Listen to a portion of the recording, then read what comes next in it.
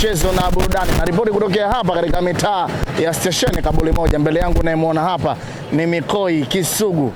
Ndugu yangu, assalamu alaykum. Wa alaykum salam. Heri. Heri, alhamdulillah rabbil alamin. Sema upo hapa. Tunamshukuru Mwenyezi Mungu mwingi wa rehema, anaendelea kutenda. Na ndio maana tukakutana maeneo haya. Ndugu yangu, tuanzie hapa. Nimeona leo umeutinga uzi wa timu ya taifa ya Tanzania kama alivyozungumza mheshimiwa hapo jana baada ya kutolewa. Wa Tanzania tujivunie kwa kile ambacho tumekifanya kwenye michuano ya AFCON. Una kipi Mikoi Kisugu cha kuzungumza baada ya kuona timu ya taifa ya jana kwa zile scenario ambazo zimetokea, lakini pia vile vile vijana wetu wameonyesha ushupavu wa hali ya juu kweli kuipambania logo ya timu ya taifa ya Tanzania? Kwanza kama alivyosema mheshimiwa, amezungumza kwa jambo jema. Amezungumza akimaanisha na kuambia Watanzania katika kile ambacho kilichotokea jana Morocco. Lakini kwangu tu binafsi niseme ni jambo ambalo kiukweli siwezi hata siku moja kukaa kusema kwamba mimi labda nimefurahia kwa matokeo ambayo yalotokea katika mchezo wa jana. Kikweli kwamba matokeo yameniumiza sana. Niseme binafsi sikutarajia yale matokeo, kwa sababu mimi kama Kisugu naamini nilizungumza nanyi waandishi wa habari muda mrefu. Namna ambavyo timu yetu nilivyokuwa naiona, namna ambavyo performance ya timu ilivyobadilika katika mashindano ya AFCON, niliamini kwamba tunakwenda robo finali ya mashindano ya AFCON. Kwa bahati mbaya jana vijana wamekwenda wamepambana kiasi kwamba namna ambavyo kila mmoja ameona wamekwenda kutoa jasho na damu. Otherwise kwenye football una matokeo. Ni matokeo ambayo kwenye mpira ukiingia lazima uyakubali japokuwa yanaumiza. Mimi binafsi matokeo yameniumiza lakini nayakubali. Lakini yote kwa yote nawapongeza kwa namna ambavyo walivyofanya na kwa namna ambavyo moyo walivyoonyesha wa kupambana wa kulipambania taifa hili. Siwapongezi katika kile ambacho kilichotokea jana. Nawapongeza kutokana na hatua ambayo walifanyaje waliofikia. Lakini mimi naamini wachezaji wa Tanzania jana wangebaki kwenye utulivu mkubwa. Naamini kwamba game ya jana ilikuwa yetu. Lakini otherwise this is football, matokeo yameshatokea, hakuna namna, lazima tuyakubaliane nayo. Lakini kwangu binafsi yameniumiza sana. Matukio mengi ambayo yametokea uwanjani hayakuwa kama vile ambavyo mtu alikuwa anatazama, isipokuwa tukio kubwa lililokwenda kuleta tafaruku na sintofahamu ni scenario ya Idi Selemani Nado, mchezaji kutokea katika klabu ya soka ya Azam FC, kwenda kutendewa madhambi ndani ya 18. Mwamuzi alishindwa kwenda kuamua VAR, japo wachambuzi wengi hata huko mataifa mengine tuliona wakina Strashod kutokea Algeria pale pia naye anazungumza na kusema kwamba Tanzania wameonewa kwenye hili. Kwanza mimi nasema unajua kikubwa tunakumbuka shuka aliyakuwa kumeshakucha. Haya mambo tuliyazungumza sisi kabla hawa waandishi, hawa wachambuzi, mimi wananifikirisha sana hawa. Simba anakuwa na mtoto wa Simba, baadaye anakuwa nani? Anakuwa Simba. Feruz, makamu wa rais wa shirikisho la mpira wa miguu barani Afrika, ndiye muhusika wa chama cha soka cha Morocco.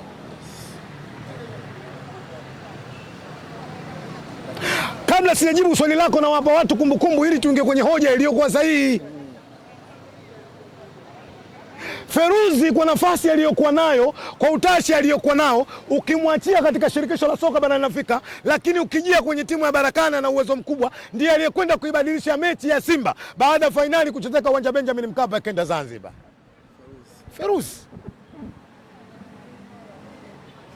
Lakini kabla ya tukio la Simba hili, kuna tukio la timu ya taifa wakati inakwenda kucheza Morocco. Kama namkumbuka yule kocha ambaye tulomuondoa, alizungumzia katika hili kuhusu la Morocco. Waandishi wa habari mkamlani, mkasema analeta ubaguzi na analeta siasa za kwao Algeria na Morocco, asije akatuchonganyisha. Kila mmoja alizungumza yake. Lakini wakati Simba wanalalamika maamuzi ya Feruzi anayofanya, waandishi walikuwa hawamo, wachambuzi walikuwa hawamo. Ili tatizo la Feruzi ambalo linajionyesha leo lilianza muda mrefu. Niwaambie tu, siku zote usimlaumu paka aliyeleta ilizi kwenye mji wako, mlaumu aliyemtuma paka kuleta ilizi katika mji wako. Usimlaumu paka kuleta ilizi kwenye mji wako, mlaumu aliyemtuma paka kuleta ilizi kwenye mji wako. Leo hii watu wameamka, Mwamuzi. Is okay, mwamuzi ameshindwa kutafsiri sheria 17. Aliyemweka mwamuzi nani? Hili la Feruzi, laiti kama mwanzo tungeenda kulipigia kelele na kulizungumza, maana yake tungeenda kumtengenezea hofu juu ya Tanzania pindi ndapo tunapokwenda kukutana nao.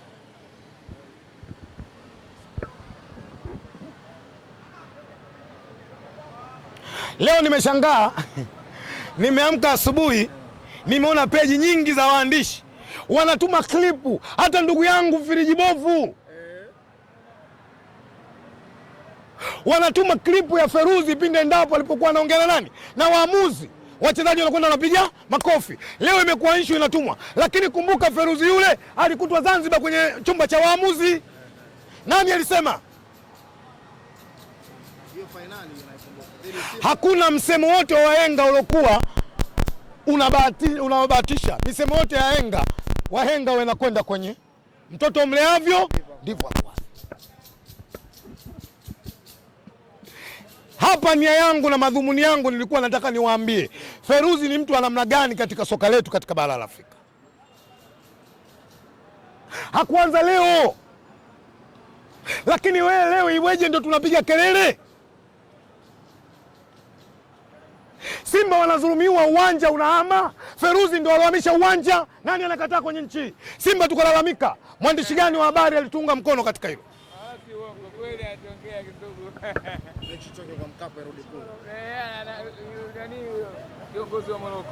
Seme ukijichoma mwiba ukaudharau, mguu unakwenda kuota tende.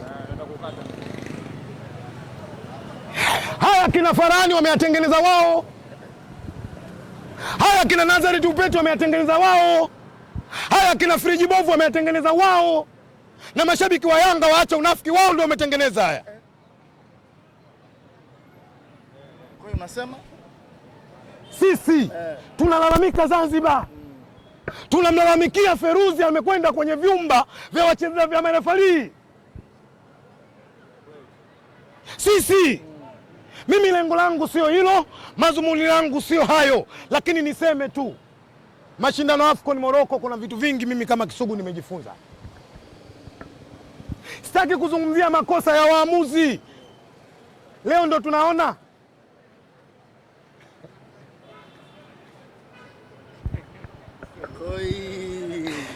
leo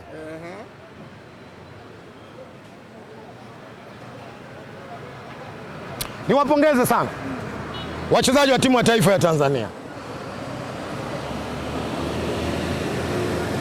lakini Waswahili wanasema siku zote kabla hujamsifia anakimbizwa, msifia anayemkimbiza. Niipongeze sana serikali ya Jamhuri ya Muungano wa Tanzania kwa support kubwa aliyotoa juu ya timu yetu ya taifa ya Tanzania. Siwapongezi kwa sababu wamekwenda kupoteza mchezo wa jana. Mimi naamini uwezo tuliokuwa nao, tulikuwa na haki mechi ya jana kwenda kupata matokeo, laiti wachezaji wetu wangetengeneza utulivu katika ile mechi. Na wapongeza kwa hatua waliofikia kwa sababu wamekwenda kutengeneza historia kwenye soka. Wao ndio waliopeleka timu katika 16 bora. Mimi siungani na Tanzania wanasema jana tulipambana vizuri. Tuwapongeze wachezaji aliyakuwa tumefanyaje? Tumepoteza. Na wapongeza kwa hatua. Haikuwa rahisi kwa kila mmoja anavyofikiria. Kila mechi tuna uwezo wa kutafuta goli na kutengeneza nafasi na kuzitumia. Jana pia tulishangaa baadhi ya nafasi ambazo zinatengenezwa, lakini pia vile vile haikuwa bahati kwa upande wetu. Nafasi ameikosa Faisal Salum, lakini pia vile vile Simon Epigodi Msuva. Ukiangalia cross ambayo aliwekewa na Selemani Mwalimu, unaona ni nafasi ya wazi kabisa. Na ndio maana nikasema nikushukuru sana mwandishi. Nimesema hapo awali mimi kwamba utulivu wa wachezaji wetu umekwenda kuamua ile mechi. Laiti utulivu wao ungekuwa mkubwa 100%, mechi ilikuwa inakwisha ndani ya dakika 90. Yawezekana kweli tukamlalamikia mwamuzi kwa namna moja au nyingine, lakini utulivu ulikuwa unahitajika. Na hili lazima tuwazungumze wachezaji wetu wanapokwenda kuchukua dhamana kwenda kuipambania taifa. Kwanza waangalie ukubwa wa mechi. Mechi kama zile ukipata nafasi unataka ufanyeje? Usitumie.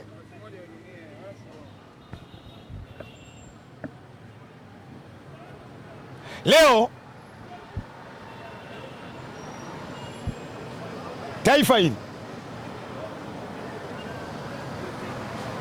tumebakiza mwaka mmoja na miezi michache kwenda kuandaa mashindano ya AFCON. Mashindano haya ya Morocco, moja tulichofanikiwa, tumekwenda kujitangaza na kuambia katika bara la Afrika, sisi 2027 ndio mnakuja nyumbani kwetu na sisi tunakuwa waandaaji wa haya mashindano. Miongoni mwa waandaaji Tanzania naye pia. Morocco jana mindset zake baada ya ile mechi, anajua 2027 wanaume hao wanakwenda kukutana nao kwao.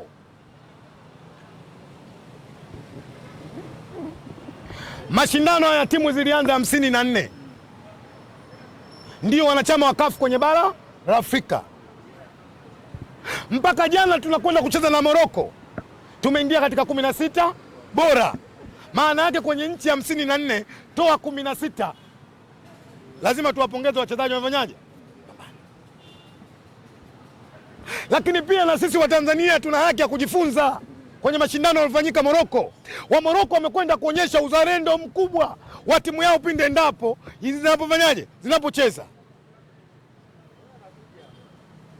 Moja, wametuonyesha uzalendo timu zao zinapocheza, lakini cha pili wamejionyesha kana kwamba wao ndio waandaaji wa nini? Wa mashindano, walikuwa kutengeneza principle ya ubaguzi pindi endapo mashindano yalipokuwa yanafanyika kwenye viwanja. Yes, kila mechi walikuwa wanakwenda Morocco. Ile inakwenda kuwajengea uaminifu mbele ya shirikisho, ili muda mwingine wanapopaka yale mashindano wanapewa kiurahisi. Maana yake ile funzo na sisi tuichukue tunapokuja kuandaa mashindano yetu 2027, twende tukajae kwenye viwanja.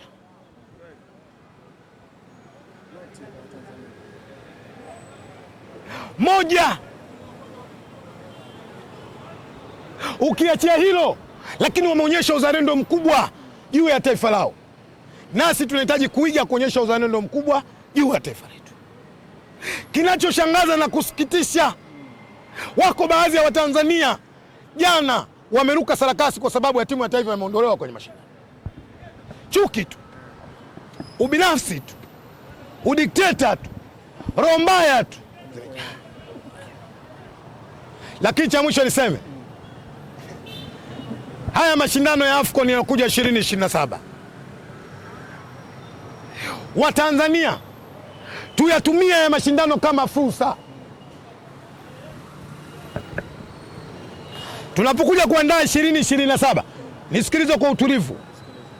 Maana yake mzunguko wa fedha utafanyaje? Utaongezeka kwa sababu namna ambavyo wageni watakavyofanyaje? Watakavyokuja. Mwakani sio mbali. Tunahitajika tupate elimu na kujifunza ili tuweze kuyatumia mashindano hayo kama fursa. Pindi endapo mashindano yanapofanyika, basi ule mzunguko uje kutuongezea kipato kwenye mifuko yetu.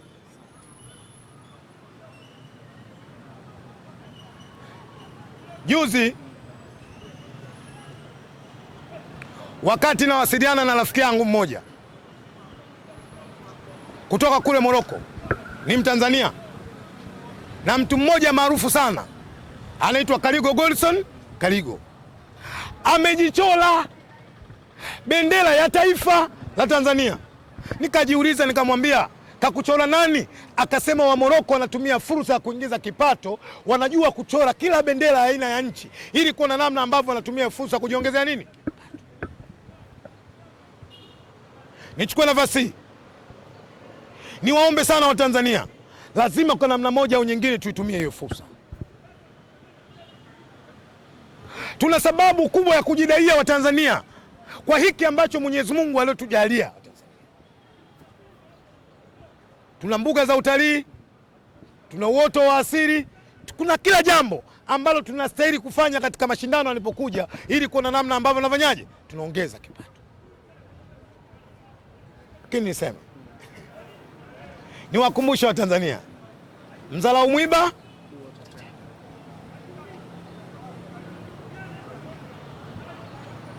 tutafika.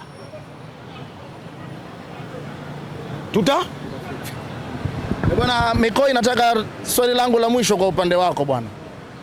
Pasina shaka umeishuhudia klabu ya soka ya Simba Sports Club ikianza vyema kwenye michuano ya Mapinduzi Cup, Mohamed Bajabir 2027, pasi yake ya kwanza anapewa pasi nzuri, anaandika bao jingine safi kwa upande wa Simba Sports Club. Wengi walimdharau, wengi waliona kama Simba wamekosea kuipata saini yake, ila kwa kila alichokionyesha dhahiri shahiri, kila mmoja ameamini kwenye uwezo wake. Watu wameanza kumsifia, tachi zake ni nzuri, zina hatari, lakini wengine wakaenda kibla zaidi, mizungusho yake watu wanaijadili mikoi. Uwepo wake kwenye Simba si uwepo wa bahati mbaya, tuliamini uwezo wake kwa maana management ya Simba, na ndio maana wakamsajili. Mimi naamini Mohamed bin Jabir ni mchezaji mzuri, ni mchezaji ambaye atakuwa na msaada mkubwa kwenye Simba, isipokuwa tunahitaji kumpa muda, kwa sababu kila mmoja anajua alitoka katika injury ya muda mrefu ambaye hakuwa ndani ya timu. Kwa hiyo amerejea sasa hivi, na imani kwamba ana recover siku hadi siku. Mimi naamini kutokana na namna ambavyo uwezo wake ulipo atakuja kuleta faida kubwa ndani ya Simba. Leo hii kama ulivyosema, tuko kwenye mashindano Mapinduzi. Tukitoka Mapinduzi tuarudi kwenye ligi ya NBC, lakini pia tutakwenda katika mashindano ya klabu bingwa barani Afrika. Kikubwa kimsingi, lazima niwaambie wana Simba, 2026 tunahitaji kuona Simba na kwenda kufanya vizuri zaidi katika mashindano ya klabu bingwa barani Afrika, na tunahitaji kuona Simba na kwenda kupambana na kwenda kuchukua ubingwa wa ligi ya NBC. Lakini vyote hivi hatuwezi kufanikiwa endapo wana Simba tusipokwenda kuisupport timu yetu. Tuendelee kuisupport timu yetu, tuendelee kuungana katika hili. Mimi naamini kwa uwezo wa Mwenyezi Mungu na jitihada zilizopo tutakwenda kufanya vizuri. Mengi amezungumzwa kuhusiana na Elie Mpanzu Kibisawala. Rasmi picha zimeonekana ya kwamba Mwamba amerejea na Mwamba ameungana na timu kule visiwani Zanzibar. Wengi walikuwa wakizungumza kwamba walikuwa wakizungumza huenda ya kwamba kandarasi zikageukia kwa majirani zenu. Kumbe wanamtaka, lakini kumbe ili ukitaka kujua klabu yake ukubwa wake lazima uizungumze Simba. Watoto wa mjini wanasema ili ukitaka kwenda mjini sasa hivi kwa jambo lolote lazima uizungumze Simba. Lakini mimi naamini moja katika vilabu ambavyo vina management makini ni Simba Sports. Niwaambie wana Simba wasiwe na hofu. Elie Mpanzu ni mchezaji wetu, ana mkataba muda mrefu na Simba Sports. Kikubwa tuendelee kumuunga mkono. Waachane na hizi propaganda, kwa sababu mimi naamini sasa hivi kuna baadhi ya vilabu wanaamini sana kwenye propaganda kuliko ni kwenye uwasilia. Naamini mwandishi kama ulivyosema, lakini majibu ameshajibiwa muda sio mrefu. Na imani meneja Patrick alizungumza nanyi waandishi na alisema Kibisawala anaingia kwenye siku 2-3 na ukweli umeona amewasili Zanzibar. Kikubwa ili kuhakikisha mwaka tunauanza vizuri, basi lazima tuwe mabingwa wa Mapinduzi. Tutachukua ubingwa wa Mapinduzi, tutachukua ubingwa wa ligi ya NBC na tutakwenda kucheza fainali ya klabu bingwa barani Afrika. Tuseme inshallah. Bado matumaini hapo. Yes, yapo tena makubwa. Mimi naamini katika hilo, mikakati iliyopo, namna ambavyo ilivyo Steven Becker anavyoandaa timu yake. Kikubwa ni subira. Inna Allaha maswabirina. Hakika mwenye kusubiri yuko pamoja na Mwenyezi Mungu. Tuendelee kuwa na subira inshallah. Mimi na imani kwamba ninachokiamini kitakwenda kufanya